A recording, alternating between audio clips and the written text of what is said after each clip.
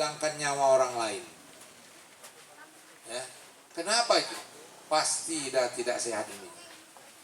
Ya, nggak sehat. Kalau udah make, apalagi kalau dia udah sakau katanya, kurang, nggak dapat, duit nggak ada, nah dia nekat itu. Jangankan nyawa orang lain, maka ada berita TV apa segala macam membunuh orang tuanya, keluarganya, neneknya, banyak kali kejadian-kejadian itu. Nah, Bapak Ibu sekalian, sekali lagi kita mulai dari rumah tangga kita, harus kita ingatkan anak kita, jangan takut, marah biasa, namanya orang tua. Yang paling sayang sama anak itu pasti orang tua, bapak mamanya, nggak mungkin orang lain. Jadi kalau kita marah pun karena sayang kita, ya. Jadi anak-anak kita harus paham itu, ya. Harus mengerti itu, ya. Kita tanamkan akhlak budi pekerti sama dia.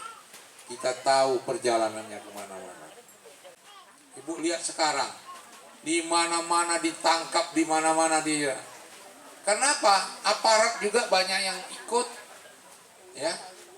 Maka Bapak lihat, ada Kapolres di Bima, ya. Ternyata pengedar juga macam-macam, yang pangkat jenderal pun ada, sama istrinya. Tapi Pak Prabowo tegas, tidak ada sanksi takut sama ini narkoba. Habisi, kita perang sama narkoba ini. Tapi lihatlah berita, ya. Kita sudah gencar pun masih ada berita peredaran narkoba di Sumatera Utara 1,5 ton. Sedikit itu 1,5 ton. Ngeri ya, banyak kali pun. Berapa juta efeknya menghancurkan anak-anak Indonesia di Sumatera Utara ini khususnya. Sekali lagi, program pemerintah kita itu ada MBG, ada Koperasi Merah Putih. Nah ini Pak Kadus sudah datang. Pak Kadus, Koperasi Merah Putih kita sudah jalan. Nah, anggotanya ada berapa? Nah, anggotanya ajak masuk ini. Nanti kalau susah ngajak trik mengumpulkan anggota, ajak saya. Kita cari 200 pun dapat. Apa keuntungan dari Koperasi Merah Putih itu? Ya. Koperasi Merah Putih ini untuk membantu mensejahterakan masyarakat tadi. Selama ini Bapak Ibu kalau belanja beras, belanja minyak, belanja gula, lain-lain kan perginya ke Indomaret, Alfamart, dan sebagainya itulah, mall segala macam. Untungnya untuk siapa coba? Hah? Siapa yang menikmati untungnya? Ya, itulah toki-toki besar itu. Nah, naga-naga itu. Mereka lah menerima untungnya. Tapi kalau Bapak Ibu belanja di Koperasi Merah Putih, untungnya kembali kepada kita. Dan dipastikan di Koperasi Merah Putih harganya lebih murah dari di Indomaret dan Alfamart. Itu saja yang perlu saya sampaikan Bapak Ibu sekalian. Terima kasih. Posisinya sekolah, Bu, Pak. Sisanya ada yang sudah menikah, mengurus rumah tangga 11%.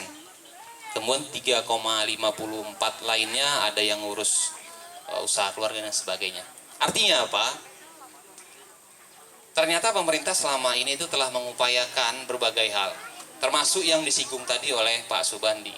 MBG itu salah satu upaya untuk bagaimana pengangguran itu bisa terkendali, bisa ditekan.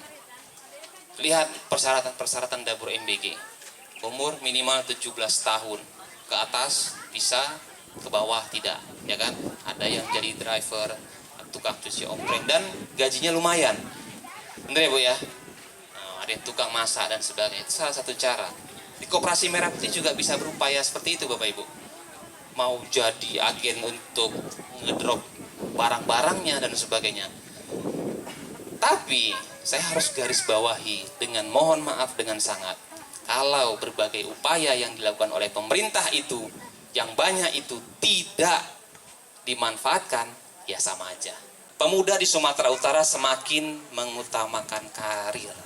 Ternyata saat ini mayoritas pemuda di Sumatera Utara itu sedang mengupayakan bagaimana karirnya terus meningkat. Kebijakan Ranperda ini Bapak Ibu, mulai dari bagaimana pendidikannya, mulai bagaimana ada ruang untuk melakukan kegiatan, fasilitasi pendanaan dan sebagainya. Intinya apa?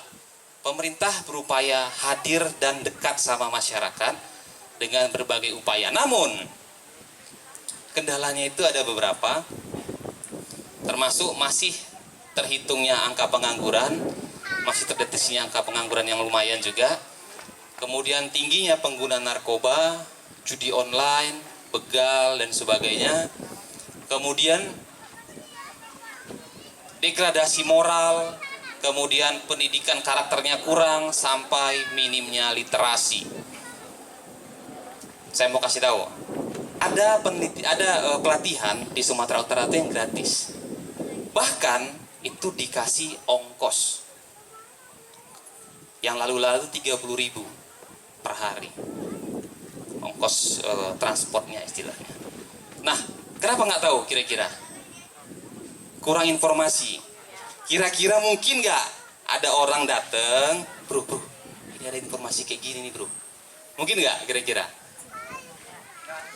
Kecil kemungkinan ya, mungkin ada, tapi kecil kemungkinan.